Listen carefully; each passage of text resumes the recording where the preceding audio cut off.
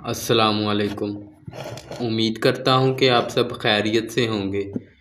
ये computer basic course का 17वां lecture है और आज से हम शुरू करने जा रहे हैं माइक्रोसॉफ्ट एक्सेल। तो सबसे पहले माइक्रोसॉफ्ट एक्सेल को ओपन करने का तरीका देखते हैं। विंडोज़+R रन कमांड में लिखेंगे एक्सेल, ठीक है, तो ये ओपन हो जाएगा।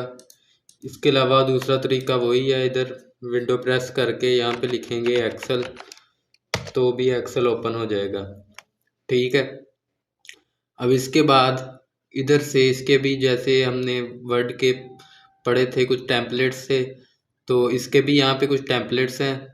वर्कबुक है, बिलिंग स्टेटमेंट है, ब्लड प्रेशर ट्रैकर है, एक्सपेंस की रिपोर्ट है, ठीक है। इधर से जो आप लेना चाहें ले सकते हैं। मैं ब्लैंक वर्कबुक लेता हूँ।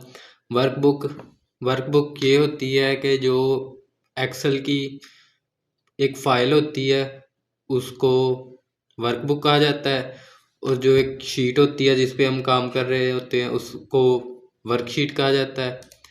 तो ये मैंने ले लिया। अब ये होता है सेल, इसको सेल कहा जाता है। एक खाना जो है इसको एक सेल कहा जाता है, ठीक है। तो इसमें सबसे पहले फाइल टैब तो वही है जो हमने वर्ड में पढ़ा था, सेम वही है। तो इसको मेरे ख्याल से रिपीट करने की ज़रूरत नहीं है, आपको पता ही है, ठीक है। होम टैब को फिर पढ़ते हैं। इसमें भी क्लिपबोर्ड वाला ये जो ग्रुप है ये भी आपने पढ़ा हुआ है, कट कॉपी पेस्ट और फॉर्मेट पेंटर वाला, ठीक है। उसके बाद ये फ़ॉन्ट वाला ग्रुप भी सारा आपने पढ़ा हुआ है। फ़ॉन्ट कौन सा सिलेक्ट करना है, फ़ॉन्ट का साइज़ ज़्यादा करना है कम करना है। उसके बाद कलर्स हैं, उसके बाद ये हाइलाइट्स है, बॉर्डर है, अंडरलाइन, इटैलिक, बोल्ड, ठीक है। तो शुरू करते हैं हम यहाँ से अलाइनमेंट से, ठीक है। तो सबसे पहले ये सेल्स हैं, इनमें मैं कुछ टाइप कर लेता हूँ। जैसे मैं लिखता हूँ एक्सेल, ठीक है। इसमें ये सहूलत होती है आपको कि अगर आपने काफ़ी सारा वही टेक्स्ट लेना है तो इसको यहाँ से कॉर्नर से पकड़ के माउस कंट्रोल प्रेस करके माउस को ड्रैग करेंगे तो वो ही टाइप हो जाएगा, ठीक है। अगर इधर को करना चाहते हैं तो इधर को भी हो जाएगा, ठीक है। तो ये मैंने लिया है कुछ टेक्स्ट, और यहाँ से अगर ये रोज़ और कॉलम का साइज बढ़ाना है तो इधर से बढ़ा सकते हैं, ठीक है। एक एक करके बढ़ाना चाहें वो बढ़ा सकते हैं अगर, ठीक है। तो ये देखें, ये जो अब टेक्स्ट है ये जो सेल है इसके सेल के सेंटर में नहीं है, ये नीचे को एक साइड पर हमें शो हो रहा है, ठीक है। तो इसको करते हैं, सबसे पहले हमने करना है मिडल अलाइन, तो ये इधर से मिडल में हो जाएगा, ठीक है। अगर इधर से करेंगे तो सेंटर में हो जाएगा, ठीक है। ये देखें ये अब सेंटर में हो गया, ये वाले जो हैं ये अलग हैं, ठीक है। मैं सारे को ही करता हूँ सेंटर में, सारे को सिलेक्ट करता हूँ, ड्रैग करके सिलेक्ट होता है, ठीक है। ये देखें सारा अब सेंटर में हो गया, ठीक है। उसके बाद है टेक्स्ट की डायरेक्शन, ठीक है। ये क्लॉकवाइज करना है, उसके बाद वर्टिकल करना है या फिर रोटेट करना है, ठीक है।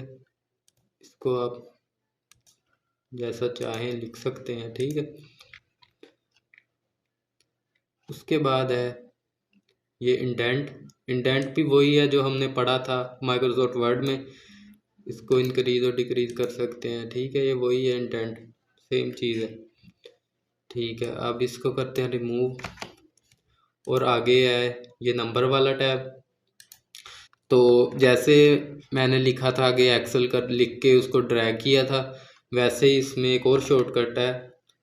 अगर हम कुछ नंबर्स लेना चाहते हैं, जैसे मैं 1 2 3 4 इधर लिखता हूँ, ठीक है। इसको ड्रैग करता हूँ, तो अगर कंट्रोल दबाए बगैर इसको ड्रैग करेंगे तो ये वही सेम टाइप हो गए। इसको अंडो करता हूँ और कंट्रोल प्रेस करके अगर मैं करूँगा तो उससे नेक्स्ट नेक्स्ट नेक्स्ट होता जाएगा, ठीक है। 12 34 है, 12 35, 12 36, ठीक है। इसे एक एक बढ़ते जाएंगे। अगर इधर को बढ़ाने हैं तो फिर भी ऐसे ही मैं करूँगा, ठीक है। तो इसको कर लेते हैं इधर, ठीक है। अब ये नंबर हैं, ये देखें, ये लिखा हुआ है 1235 मैंने लिखा हुआ है, लेकिन मुझे ये नहीं पता ये क्या चीज़ है। ये नंबर है या फिर ये कोई करेंसी है या फिर ये कोई डेट टाइम है या फिर, तो उसके लिए एक ये ग्रुप दिया हुआ है नंबर का एक्सेल ने। तो ये देखें, ये तो नंबर है सिंपल। अगर हम इधर से नंबर करेंगे तो ये पता चल जाएगा ये नंबर है, ठीक है। इसको करेंगे नंबर, ठीक है। अगर इसको करूँगा मैं करेंसी, तो ये हो गई है करेंसी, ये साथ में डॉलर का साइन आ रहा है, ठीक है। उसके बाद ये है काउंटिंग, ठीक है। ये एरर इसलिए आ रहा होता है, ये एरर है एक ऐश ऐश का। ये जब सेल में जगह कम हो और टेक्स्ट ज़्यादा हो तो ये एरर आता है। इसको ऐसे करके सेट कर सकते हैं, ठीक है। अगर इसके बाद ये अगर डेट है तो वो डेट उसने कर दी, ठीक है। उसके बाद अगर है ये लॉन्ग डेट है, एक शॉर्ट डेट थी पहले, ये सारी डेट उसने लिख दी, ट्यूसडे मई, ठीक है। उसके बाद है टाइम है ये अगर, ठीक है, ये टाइम ने उसने कर दिया। उसके बाद ये अगर परसेंटेज है, ठीक है। इसी तरह फ्रैक्शन है और साइंटिफिक और टेक्स्ट है, ठीक है, जिसमें आप देख सकते हैं मज़ीद। और अगर ये डॉलर है तो ये डॉलर में भी आ गए हैं, चाइनीज़ येन है, यूरो है, ठीक है, इसमें से आप देख सकते हैं। और अगर परसेंट है तो ये परसेंट आ गया। अगर कोमा लगाना है इधर कोमे के साथ, यानी जो 3 डिजिट के बाद कोमा होता है वो वाला, ठीक है। अगर ज़ीरो इसके साथ ज़्यादा करने हैं तो ये ज़ीरो ज़्यादा हो रहे हैं और कम हो रहे हैं, ठीक है। ठीक हो गया। उसके बाद इसको मैं करता हूँ वापस वैसे ही, और इसको भी कर देता हूँ जनरली,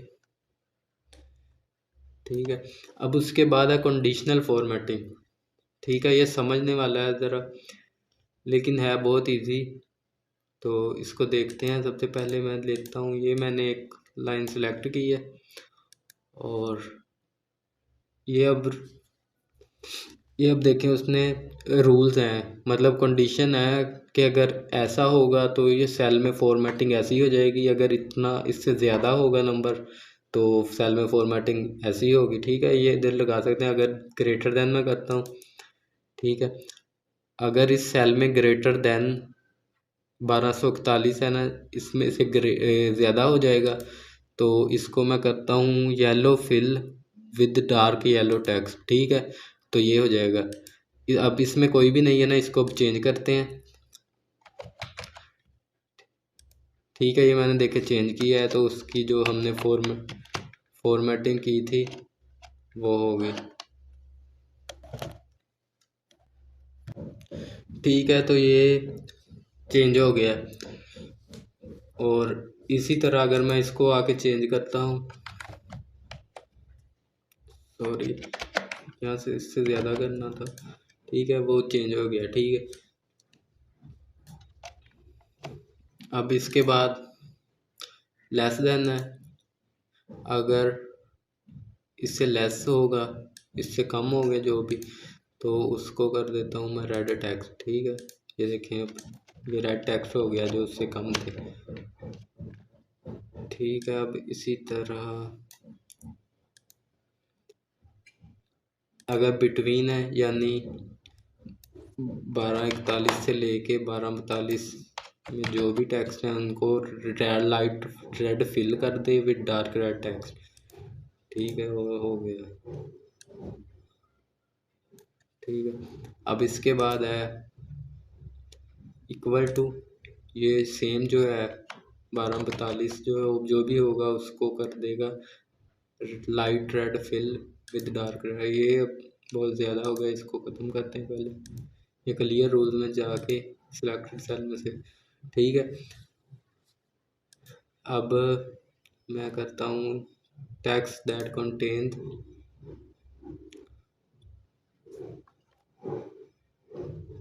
जो भी इसमें होगा 1241 उसको हाईलाइट कर देगा। ठीक है, इसी तरह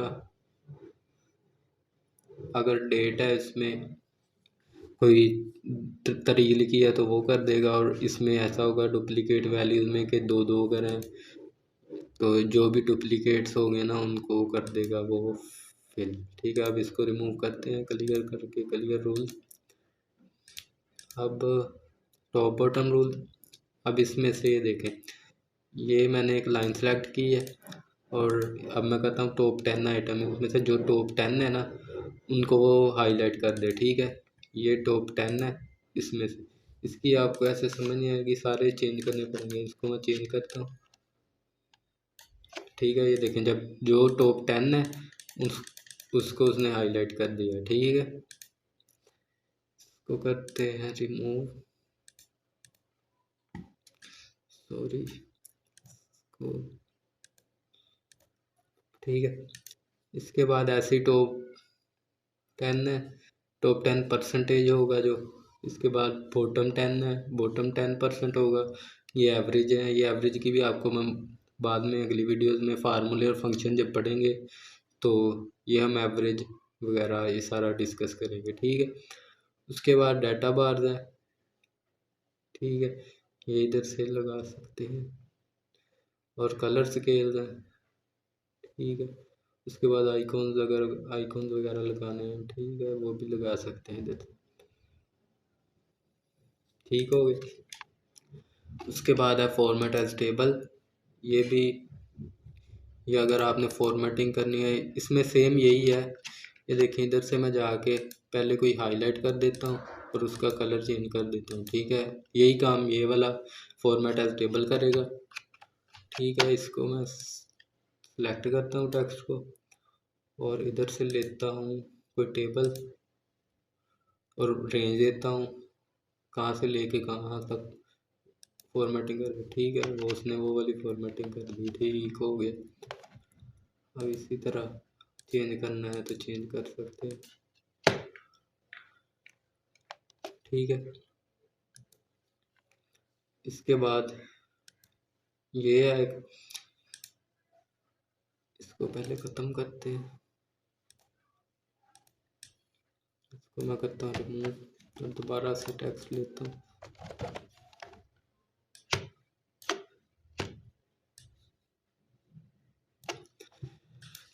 ठीक है,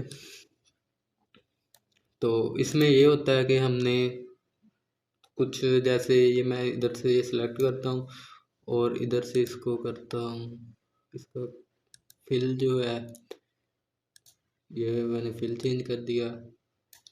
अभी ये मैंने कर दिया ये वाला। ठीक है, और इसको मैं कर देता हूँ ये। ठीक है, मतलब ये है कि ये जो है ये अच्छा रिजल्ट है इनका, इनका नॉर्मल है, इनका बैड है। ठीक है, तो ये हमने बस एक रूल सेट किया था, तो इसको मैं करता हूँ रिमूव। तो यही काम ये वाला स्टाइल्स वाला जो है ये करेगा। ये देखें, ये बैड का है, ये गुड का है, ये न्यूट्रल। ठीक है, इसके बाद इधर से आप लगा सकते हैं जो भी लगाना चाहें। ठीक है, उसके बाद इंसर्ट है। इंसर्ट अगर आपने सेल करने हैं तो सेल भी इंसर्ट हो सकते हैं, जैसे ये देखिए ये मैंने सेलेक्ट किया। अगर इंसर्ट सेल करूँगा तो ये एक लाइन सेल्स की इंसर्ट हो जाएगी। इसको मैं करता हूँ अंडो, कंट्रोल जेड अंडो की शॉर्टकट है, और इंसर्ट रोज करनी है। ठीक है, ये पूरी रो हो गई है, सेम हुई। अगर सेल करना है तो सेल इधर से एक सेल करना है तो सेल। ठीक है, ये एक सेल हो गया, वो मैंने लाइन सेलेक्ट की थी पहले इसलिए पूरी लाइन ही हो गई थी, तो मैंने अब एक सेल किया तो ये सेल हो गया। ठीक है, इसी तरह अगर कॉलम करना है, ठीक है, अगर शीट इंसर्ट करनी है, शीट जो माइक्रोसॉफ्ट वर्ड 2010 तक जो है उसमें 3 शीट्स होती हैं, इसमें एक शीट ही होती है। 2013 है ये, तो शीट अगर हमने ऐड करनी है तो यहाँ से न्यू शीट करेंगे। ठीक है, ये न्यू शीट आ गई और ये 3 आ गई। ठीक है, अगर डिलीट करना है शीट को तो इधर से डिलीट कर देंगे, इधर से डिलीट कर देंगे। ये जो एक वर्कशीट है और 3 शीट बन गई थी जो वो एक जब कंप्लीट उसको एक वर्कबुक कहा जाता है। ठीक है, इसी तरह अगर डिलीट करना है, डिलीट एक सेल करना है, डिलीट रो करनी है या कॉलम करना है या पूरी शीट डिलीट करनी है, वो इधर से भी कर सकते हैं। ठीक है, आया ये देखें, मैंने ये वाली रो डिलीट करनी है, ये डिलीट होगी। इसी तरह ये कॉलम डिलीट करना है तो ये कॉलम डिलीट हो गया। ठीक है, अब फॉर्मेट है तो फॉर्मेट में रो की हाइट है जो मैंने बताई थी, इधर से भी बढ़ा या कम कर सकते हैं। इसको मैं 20 करता हूँ। ठीक है, ये देखें ये ज़्यादा होगी, इसको इधर से भी ज़्यादा कर सकते हैं और इसी तरह रो इधर से भी ज़्यादा कर सकते हैं। ठीक है, ऑटो फिट अगर करना है तो ऑटो फिट भी हो सकती है। ठीक है, अगर शीट को रीनेम करना है रीनेम भी कर सकते हैं, अगर प्रोटेक्ट करना है। ठीक है, प्रोटेक्ट इसमें फॉर्मेट भी नहीं होगी, सेल की फॉर्मेट कॉलम भी नहीं होगी। ठीक है, ये सारे, और अगर पासवर्ड लगाना है तो पासवर्ड भी लगा सकते हैं ताकि कोई चेंज ना कर सके, बाद में एडिटिंग ना कर सके। ठीक है, तो ये थी आज की वीडियो। इस वीडियो में आज हमने क्लिपबोर्ड तो हमने पढ़ा था, फ़ॉन्ट भी पढ़ा था, अलाइनमेंट, नंबर और स्टाइल्स, और इसके अलावा सेल्स जो है ये पढ़ा है। उम्मीद है कि आपको अच्छे तरीके से समझ लग गई होगी। मिलते हैं अगली वीडियो में, तब तक के लिए अल्लाह हाफिज़।